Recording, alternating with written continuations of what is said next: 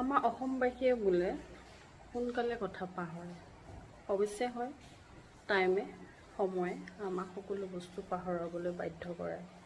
কিন্তু আৰু এটা কথা, আমি যদি পাহৰি নাযাওঁ, পুৰণা অতীতক লৈ পেলাই যদি আমি জীয়াব বিচাৰোঁ, তেনেহ'লে আমাৰ লাইফত বহুত কিছুমান মানে অসুবিধাৰ সৃষ্টি হয়।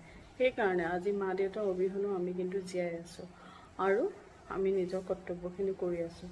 ঠিক তেনেদৰে জুবিন দাৰ অবিহনেও আমি জীয়াব লাগিব, সেইটো কথা সঁচা। কিন্তু জুবিন দাই যে ন্যায় পাব লাগিব, সেইটো বিষয়ে যাতে ৰাইজে পাহৰি নাযায়। আৰু মেইন উদ্দেশ্য বাদ দি আপোনালোকে যাতে বেলেগ কিছুমান বিষয় লৈ তাত যাতে ব্যস্ত হৈ নপৰে, সেইটো কাৰণে মই বিনম্ৰ অনুৰোধ জনালোঁ।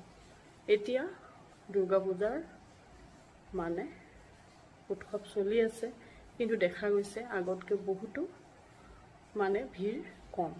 তথাপি মা দুৰ্গা যিহেতু আহিছে, আমি তেখেতক আদৰণি জনাব লাগিব, আমি কৰণীয় কামখিনি কৰিব লাগিব। তাৰ মাজতে কিন্তু মই এটা বস্তু দেখি ভাল লাগিলে, মানে গান সকলো পেণ্ডেলতে খালী জুবিন দাৰ গানেই মানে বুজি আছে। তাৰ পৰা আমি কি বুজিলোঁ যে আমি যদিও উৎসৱটো আমি মানে ডিউটি কৰিছোঁ, কিন্তু আমাৰ মনত জুবিনদাৰ সেই জুইকুৰা এতিয়াও জ্বলি আছে। আৰু সেই জুইকুৰা অসমবাসীৰ মনৰ পৰা নুমাবলৈ কিন্তু কেনেকুৱা ধৰণৰ ব্যৱস্থা ল'ব লাগিব, সেইটো নিশ্চয় সকলোৱে গম পাইছে।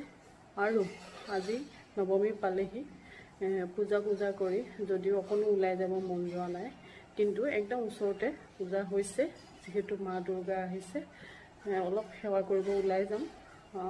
এতিয়া তাৰ আগতে ভাবিলোঁ মই এটা ভিডিঅ' শ্বুট কৰি লওঁ।